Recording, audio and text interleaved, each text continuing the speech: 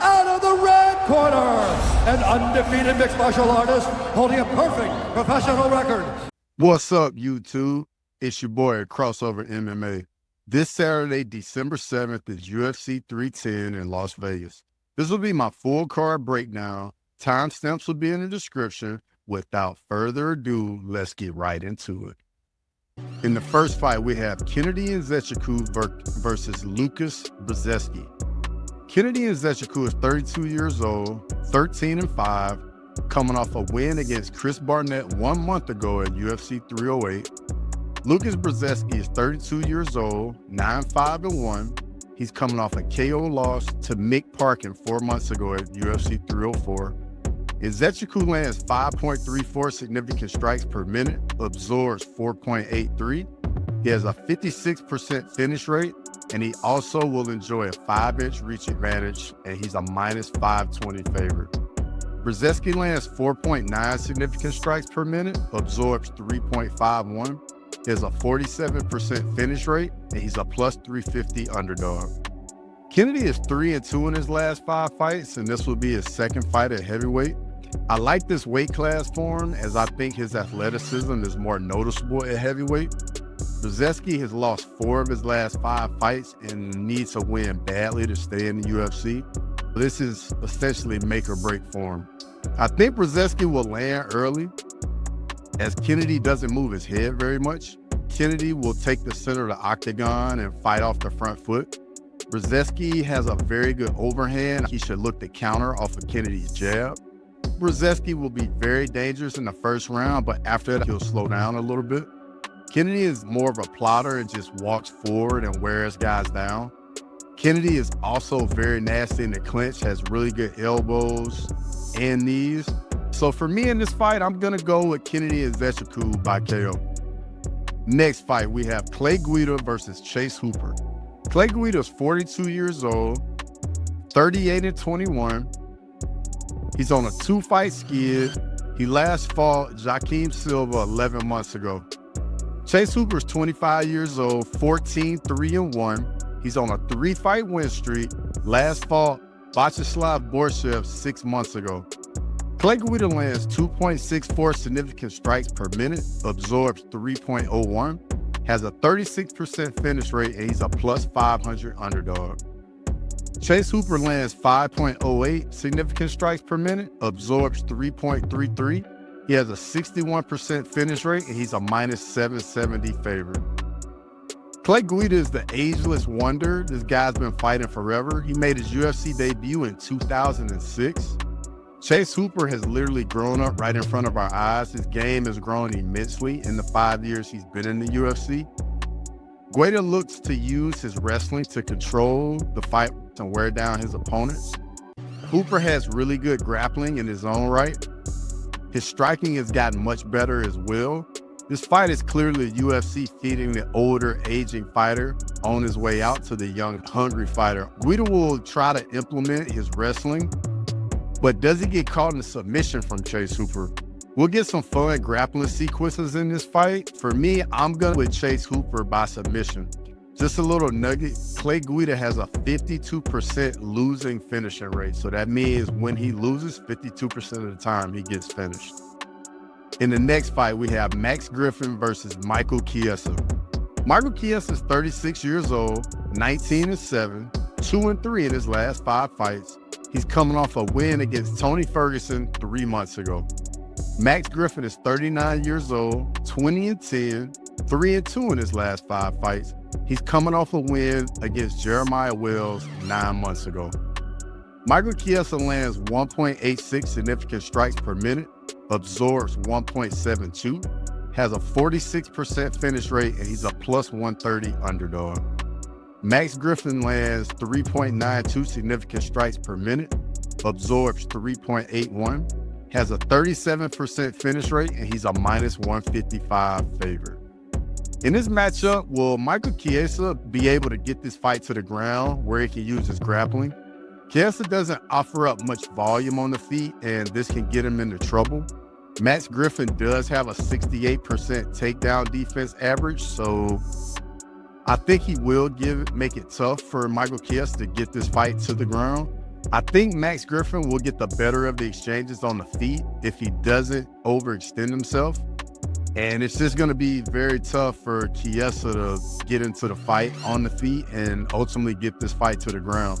I can really see this fight going either way, as if Chiesa gets this fight to the ground, his grappling is really going to shine through. But ultimately, for me, I'm going to go with Max Griffin by decision. In the next fight, we have Cody Durden versus Joshua Van. Cody Durden is 33 years old, 17-6-1, 3-2 in his last 5 fights. He's coming off a win against Matt Schnell 2 months ago. Joshua Van is 23 years old, 11-2, 4-1 in his last 5 fights. He's coming off a win against Edgar Reyes in an absolute war at UFC 306 2 months ago. Durden lands 3.35 significant strikes per minute, absorbs 3.31, has a 50% finish rate, and he's a plus 135 underdog. Joshua Van lands 8.39 significant strikes per minute, which is wild, absorbs 6.09, has a 62% finish rate, and he's a minus 165 favorite. Cody Durden also uses his grappling a good amount, and he lands 4.36 takedowns per 15 minutes. However, Joshua Van does have an 83% takedown defense average. On the feet, I think Joshua Van will have a slight power advantage. I think both guys will have success in the stand-up, as both guys will land a good amount. Van has a tendency of relying on his chin a lot, and that can get him into trouble. Durden's ability to mix the martial arts could also give him the edge in this fight, as he does have much more experience. For me, I'm going to go with Joshua Van by decision. I think he's going to win more of the striking exchanges, and his takedown defense is good enough to stop quite a few takedown attempts. In the next fight, we have Chris Weidman versus Eryk Anders. Chris Weidman is 40 years old, 16-7, 2-3 in his last 5 fights. He's coming off a win against Bruno Silva via eye pokes 8 months ago. Eryk Anders is 37 years old, 16-8, 2-3 in his last 5 fights. He's coming off a win against Jamie Pickett 8 months ago. Chris Weidman lands 3.18 significant strikes per minute, absorbs 3.22, has a 44% finish rate, and he's a minus 105 in this fight. Anders lands 3.41 significant strikes per minute, absorbs 3.41, has a 42% finish rate, and he's a minus 115. This fight is virtually a pick'em. Weidman's a heavy grappler, and he lands 3.44 takedowns per 15 minutes. To counter this, Anders does have a 79% takedown defense average. Anders does allow himself to get held on the cage in the clinch. This is something I think Weidman can exploit. Weidman is definitely slowed down as he's aged and hasn't been able to implement his wrestling lately in fights as he did earlier in his career. I think Anders will do a decent job keeping the fight on the feet. So I think this fight will mostly play out on the feet, with the caveat that he doesn't get held up against it. I actually think they're pretty evenly matched on the feet. Anders should invest early in some leg kicks, as they always give Chris Weidman issues. I see this being a pretty slow fight with a lot of clinching, nobody really sitting down on their shots. This is a tough one to pick, but I'm going to go with Eryk Anders by decision. In the next fight, we have Randy Brown versus Bryan Battle. Randy Brown's 34 years old, 19-5, 4-1 in his last 5 fights. He's coming off a win against Zaleski dos Santos 6 months ago at UFC 302. Bryan Battle's 30 years old, 12-2, 4-1 in his last 5 fights. He's coming off a win against Kevin Jousset 2 months ago at UFC Paris. Randy Brown lands 4.38 significant strikes per minute, absorbs 3.2, has a 50% finish rate, and is a plus 205 underdog. Bryan Battle lands 5.44 significant strikes per minute, absorbs 4.14, has a 71% finish rate, and is a minus 250 favorite. I really see this fight playing out where Randy Brown is having success early in the fight, from range using his low kicks and his jabs and his footwork. I think Bryan will be slightly faster in the fight, and this could give Bryan Battle some issues, especially early in the fight. Battle, in my opinion, should use low kicks to slow Randy Brown down some, because Randy Brown stands very bladed and is susceptible to low kicks. Battle's definitely going to have to use that same pressure he fought with in his last fight against Kevin Jusay. For me, Randy Brown wins this fight if he keeps it at range, gets in and gets out. Bryan Battle wins this fight with his relentless pressure and having to break Randy Brown down in a dogfight. For me in this fight, I'm going to go with Bryan Battle by TKO. I really like what I saw from him with his pressure in his last fight. A little nugget, Randy Brown has an 80% losing finishing rate, meaning when he loses fights, he gets finished 80% of the time. In the next fight, we have Movsar Evloev versus Aljamain Sterling.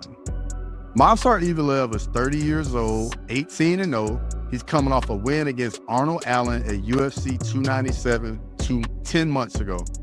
Aljamain Sterling is 35 years old, 24-4, 4-1 in his last 5 fights, and he's coming off a win against Calvin Kattar at UFC 300 7 months ago. Movsar lands 4.43 significant strikes per minute, absorbs 2.89. He has a 39% finish rate, and he's a minus 245 favorite. Aljamain Sterling lands 4.61 significant strikes per minute, absorbs 2.3. He has a 39% finish rate, and he's a plus 200 underdog. Movsar Evloev also lands 4.75 takedowns per 15 minutes and has a takedown defense average of 71%. Aljamain Sterling also lands 2.31 takedowns per 15 minutes and has a 45% takedown defense average. Now that all the stats are out the way, the disrespect for this fight is so loud. No way should this fight be on the prelims. This is a top 10 matchup at featherweight. It's a title eliminator. You had a number 5 undefeated guy in Movsar Evloev versus a former bantamweight champion ranked number 9 at featherweight, Aljamain Sterling. In this matchup, I think it's going to be fun because we have 2 grapplers. I always wonder if this fight is going to stay on the feet or if we're going to see some fun grappling exchanges. At some point, we're definitely going to get some good grappling exchanges in this fight. I'm very interested to see how Aljo's size and strength fare against a grappler at 145, and that's been fighting at 145. I think this fight will be incredibly close and come down to a split decision where people disagree on who won. Does Aljo manage to get Movsar back in the grappling exchanges, or does Movsar hold Aljo down and collect control time? My heart is telling me go with Aljamain here, but my head is telling me to go with Movsar. I'm going to listen with my head here, and I'm going to go with Movsar Evloev by decision. I actually love for Aljo to get the win, though. In the next fight, we have Vicente Luque versus Themba Gorimbo. Vicente Luque is 33 years old, 22-10-1, 2-3 in his last 5 fights. He's coming off a KO loss to Joaquin Buckley 8 months ago. Themba Gorimbo is 33 years old, 14-4, 4-1 in his last 5 fights. He's coming off a decision win against Nico Price 1 month ago. Vicente Luque lands 5.07 significant strikes per minute, absorbs 5.21. He has a 58% finish rate, and he's a plus 175 underdog. Themba Gorimbo lands 3.11 significant strikes per minute, absorbs 1.07, has a 44% finish rate, and he's a minus 210 favorite. Themba Gorimbo uses his grappling a lot in fights, and he lands 4.89 takedowns per 15 minutes. Vicente Luque deserves a ton of respect to come back from that brain bleed he had earlier in the year. It definitely has affected the way he fights, and to be honest, how could it not?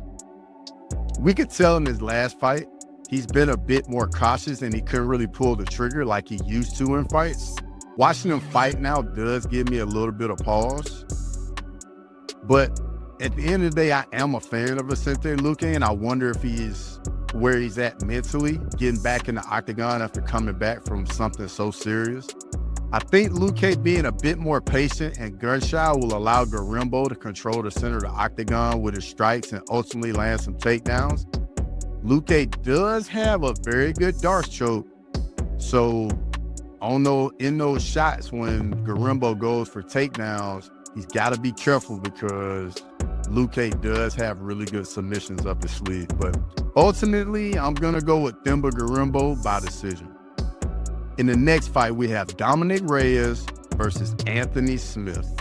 Dominick Reyes is 34 years old, 13-4, 1-4 in his last 5 fights. He's coming off a KO win over Justin Jacoby 5 months ago. Anthony Smith is 36 years old, 38-20, 2-3 in his last 5 fights. He's coming off a decision loss to Roman Dolidze at UFC 303 5 months ago. Dominick Reyes lands 4.87 significant strikes per minute, absorbs 3.75. He has a 59% finish rate, and he's a -340 favorite. Anthony Smith lands 3.24 significant strikes per minute, absorbs 4.6. He has a 59% finish rate, and he's a +265 underdog. I think Anthony Smith is really trying to find something to keep him in fighting. After hearing him talk after his last fight, you can tell that the drive is starting to fade a little bit.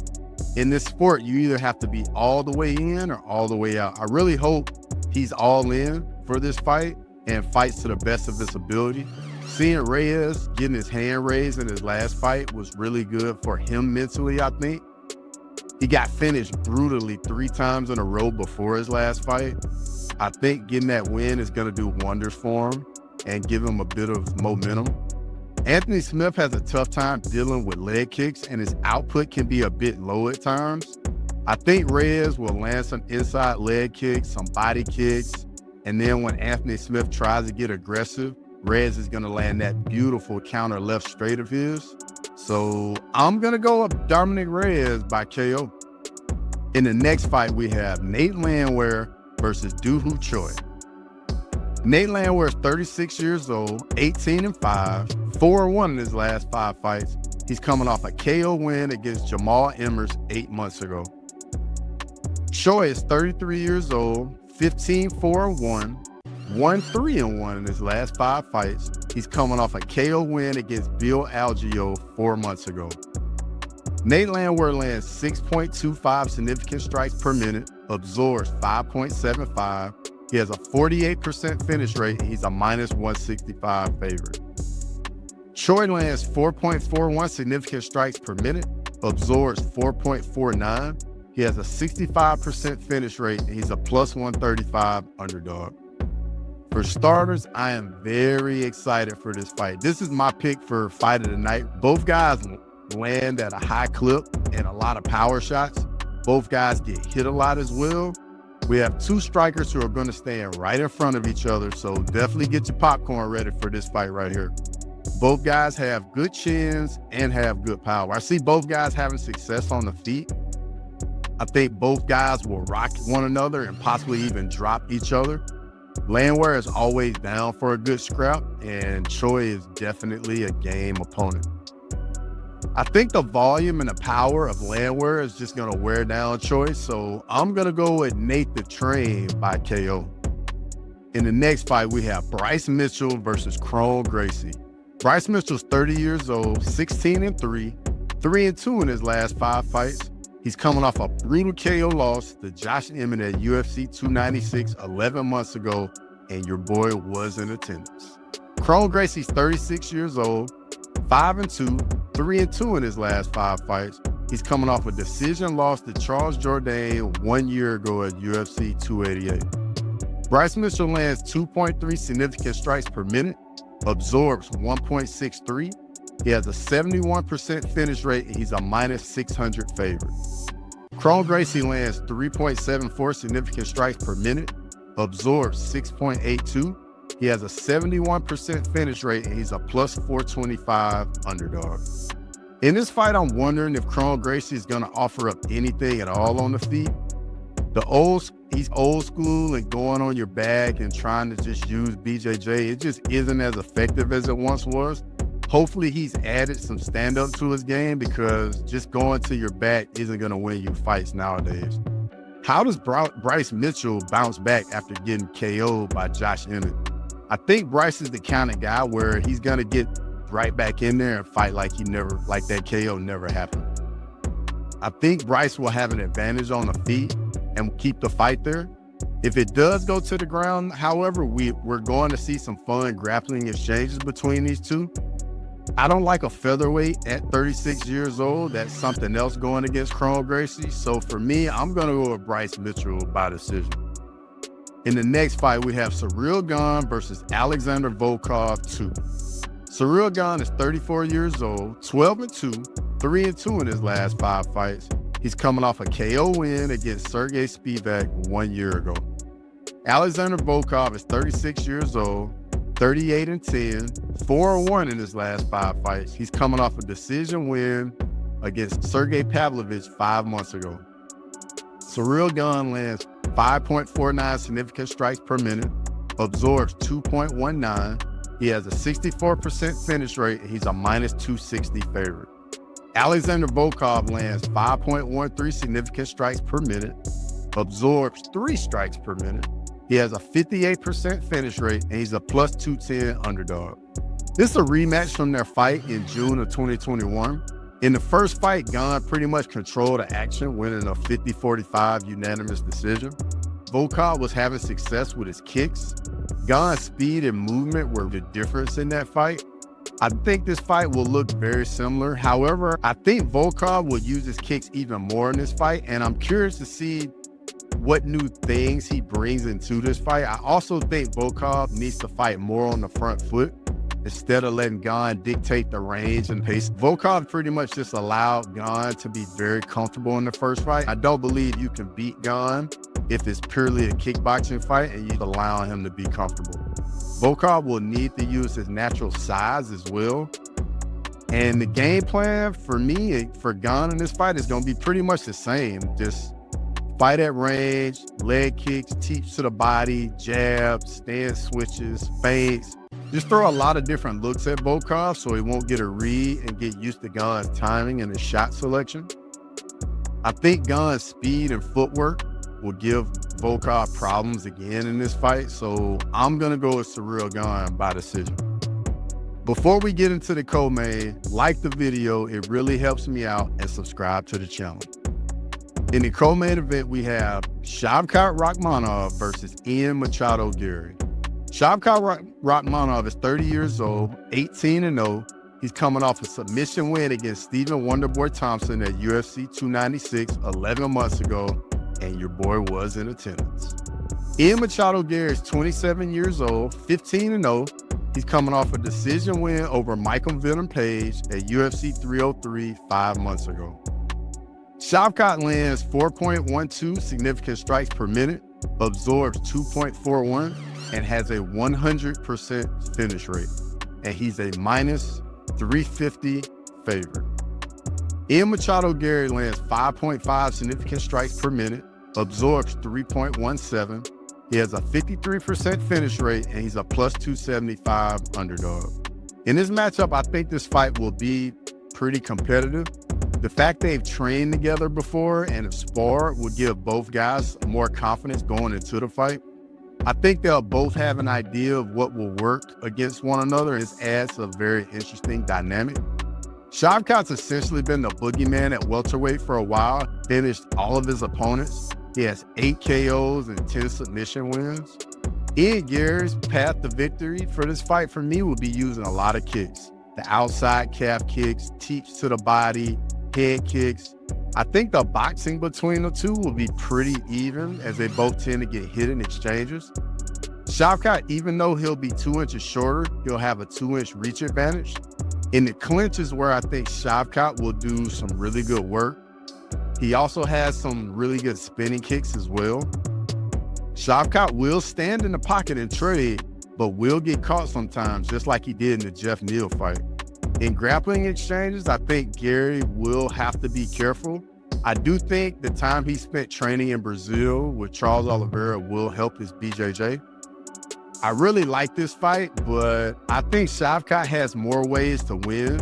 I'm going to go with Shavkat Rakhmonov by TKO. In the main event, we have Alexandre Pantoja versus Kai Asakura for the flyweight title. Alexandre Pantoja is 34 years old, 28-5, 5-0 in his last 5 fights. He's coming off a decision win against Steve Erceg at UFC 301 6 months ago. Kai Asakura is 31 years old, 21-4, 4-1 in his last 5 fights. He's coming off a KO win against Juan Archuleta 11 months ago in Rising. Alexandre Pantoja lands 4.41 significant strikes per minute, absorbs 3.97. He has a 55% finish rate, and he's a -250 favorite. Kai Asakura will be making his UFC debut. He'll enjoy a 1-inch reach advantage and a 3-inch height advantage. He also has a 64% finish rate, and he's a +200 underdog. Kai Asakura is a very dangerous striker with power in his hands. He's a former Rising Bantamweight champion. If you're wondering how he's going to be at flyweight, this is what he looked like a week ago. The guy is very shredded, and I think he's going to be in phenomenal shape for this fight. I think he's going to be ready for this fight and just try to come into the UFC and make a name for himself. Pantoja has been on a roll. He's on a 6-fight win streak. He's more of a marauder, just walks forward, just walks through shots, trying to land his own. And he also has elite BJJ grappling. I don't think it'll be smart for Pantoja to try and just walk through Asakura's shots, as he will be the bigger guy coming down from bantamweight. I do believe Asakura can KO Pantoja with his power. Pantoja will need to be careful and not overextend where he can get countered with that big right straight from Kai Asakura. Asakura will need to keep the fight standing. Being on the ground with Pantoja isn't where he needs to be. If Asakura wins, I think he gets it done early by KO. But ultimately, I'm going to go with Alexandre Pantoja by submission. Let me know in the comments if this video was a W or an L. Hit the like button, subscribe to the channel, and as always, until next time.